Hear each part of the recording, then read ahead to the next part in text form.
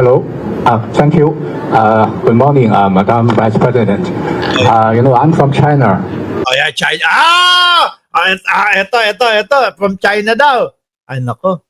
Mukhang masaya ang batiin mo sa sa Chinese na lengguwahe, Bise. Marunong 'yan mag-Chinese. Speaking about the food security, my grandfather, even my parents, their generation, they all have the memory of hunger. They don't have enough to eat. So, but now, thank you. But now China have pretty much solved this poverty and hunger problem. So, what if both countries will enhance the cooperation in this field? I think for sure China will provide a lot of help and encourage also lessons. So, what do you think the future perspective for the cooperation between the Philippines and China in the poverty reduction and to solve the food security problem? What is the future? Na baka ang pag-uusapan dito West Philippines, hindi ko maintindihan yung pagkaka-English ng Chinese eh. What do you think of the future will be? Thank you.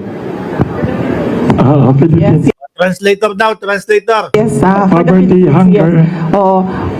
Well, I see, sir, no, that in the People's Republic of China, there is really a plan on how to uplift the citizens from poverty, and that is very important. That they Kaya yung mga Madam BP, yung mga citizen ng China nagagalit na kay Xi Jinping, no?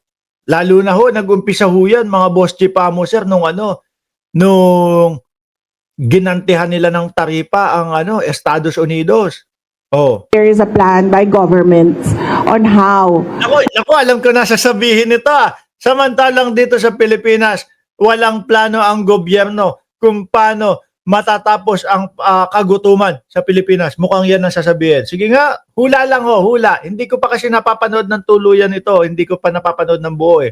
to address poverty, not just by band-aid solutions, but long-term solutions to poverty. The first one is you have to have a plan, and then number two, you have to invest in education. I truly believe that the primary solution to poverty is education, and not just the education. Bakit nung nasa Department of Education kayo, madam, hindi nyo po inayos? Yung mga laptop na sinasabi na dapat ipinamahagi ng maaga para nagamit ng mga kaguruan. Tama ba yung word ko, kaguruan? O yung mga teacher at nung mga estudyante. Bakit natengga lang daw, natambak lang daw sa bodega, ma'am? Ba't hindi nyo po pinag-ayos? Yung nung nando kayo sa DepEd? That we see now, but modernization of education as well. Yun nga, pagmamoderno ng mga kagamitan, yung laptop, sana susi yun, sagot yun para doon sa mga estudyante at mga teacher. Pero ba't natambak lang po? It has to evolve with the changing times. And then next is food security. It is Natambak. Hinamag daw po yung mga tinapay. Madam, para sabi ko, tignan mo yung mga sinasabi ng Vice Presidente, madali nating na ibabalik sa kanya. Kasi 'di ba nung Department of Education siya, yung mga tinapay, Dimoy, nandiyan ka pala. Mga inamag daw din. Kung talagang totoo na yun yung pinapaniwalaan niya, di dapat nung nandoon pa lang siya sa DepEd, ginalingan niya na doon. important that the state invests in modernization and assisted farming. So sa una po, initially, it has to be that the state is involved. Farming naman. Kung farming naman, ang Pangulo, ayan, tingnan nyo kung paano tinutulungan ng Pangulo ang ating mga magsasaka, ha? Para hindi sila baratin ng mga buyer nila, ng mga bigas. Di ba? may rice processing, halos mag-iisandaan o isandaan na yung rice processing na itinatayo ng Pangulo. involved in providing the necessary capital to the farmers to give them the startup.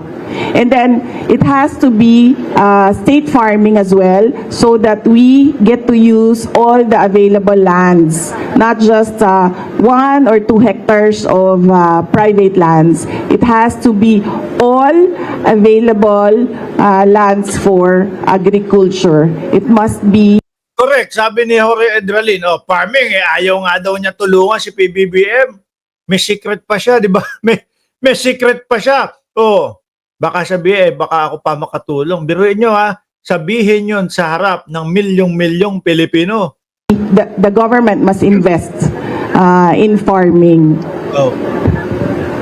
Nako, ay hindi magaling ang kayo, minamaliit nyo ang Vice Presidente. Naalala nyo, may tree planting yan. Diba? Naalala nyo, may tree planting, sabi ni Murphy, nagulat. Idol Mark, baka OWD, masilip. Upload ni Ben Barubal, baka OWD, kasuhan. Ano po yung OWD? Hindi ko alam eh. Thank you, Vice President. May nag-text din dito, 3 people. What is kasi sabi nila, millions of people in the Philippines today suffer from all kinds of crises, political, economic crisis. We have also the flood control crisis. Ano naman ang personal worst crisis that you have experienced personally or professionally, and how did you cope, ma'am, and what Piling ko ang sasagot niya, mental crisis. Ano? Mental crisis.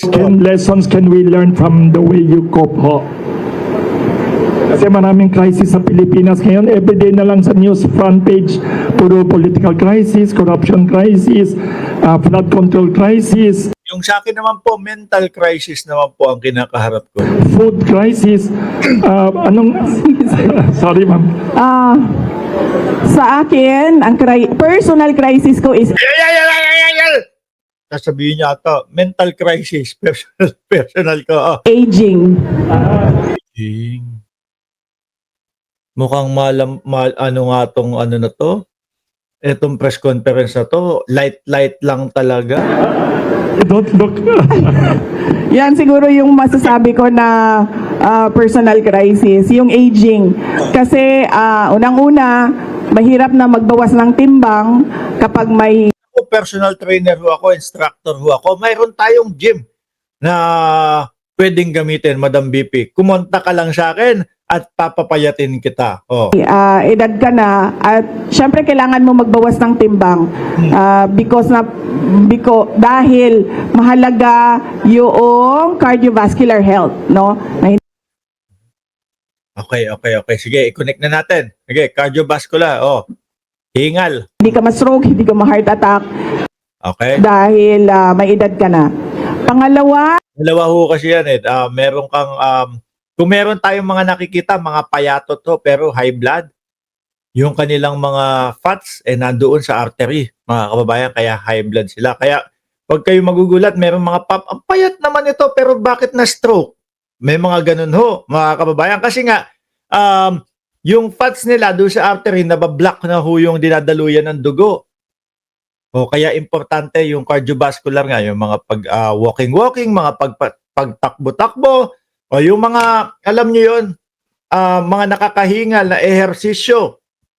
Doon po yun. Pero, hindi po ibig sabihin na yung nakakatunaw ng taba, yan yung nakakatunaw ng taba. No? Nasa contraction pa din ng muscle. Wag na tayong tumuloy ng masyado. Baka mapunta tayo sa sa fitness.